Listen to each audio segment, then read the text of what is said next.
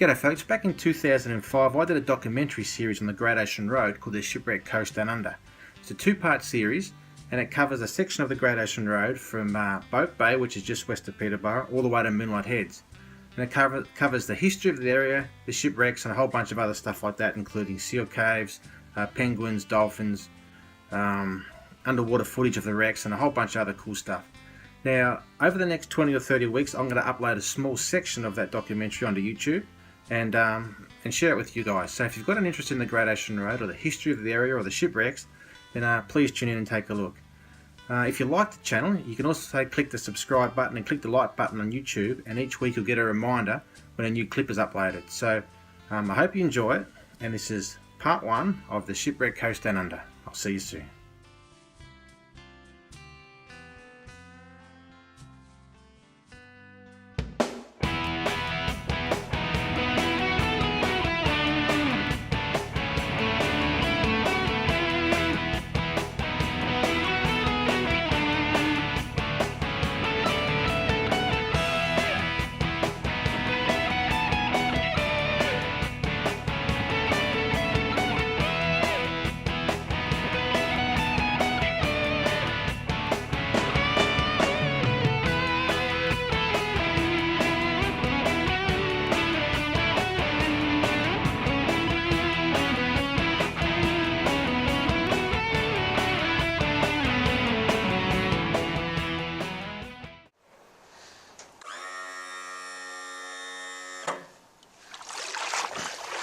G'day folks, my name's Bill Gray.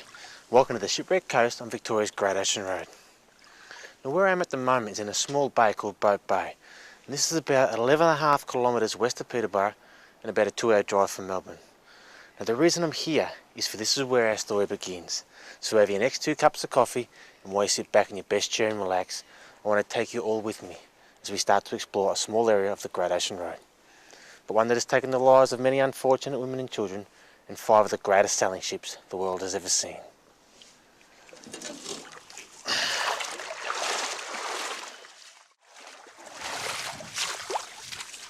Now, the first wreck that we're going to take a look at is called the Falls of Halliday, and she lies about 10 kilometres east of here in about 10 to 11 metres of water. Then we're going to move on to the wrecks of the Schomburg, the Newfield, the Napier, and then probably the most famous of all, the Lockard, which still today stands as Victoria's worst shipwreck disaster. And she had 54 people on board, and unfortunately 52 of them drowned. Then we'll move on to our final wreck a little further east, the Fiji. Now before you get too depressed, think what a horrible place this must be. We'll also be covering the penguins, the seals and the sights that bring millions of people a year to this fantastic area. So sit back, relax and enjoy the show. And hopefully one day you'll come and take a look for yourself at Victoria's Great Ocean Road.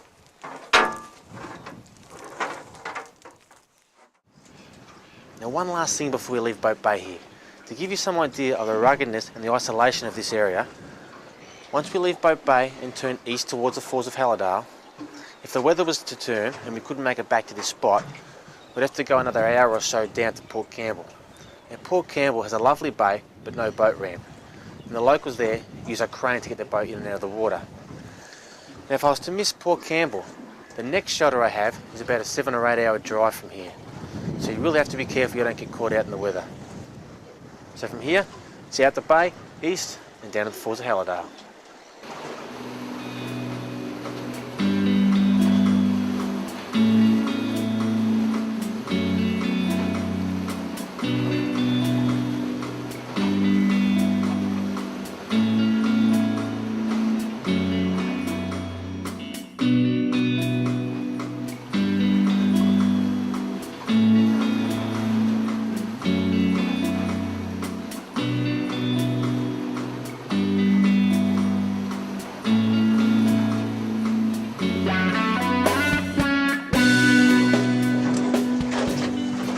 Now as you can see, the sea conditions have picked up quite a lot. Just came out of Boat Bay, and it's just now too rough to go to the Falls of Halliday.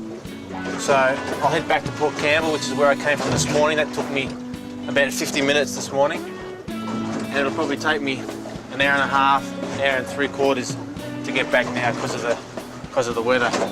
So you can see how so many ships around the 1800s got into trouble with the weather patterns changing so fast and ended up, unfortunately, up against the rocks.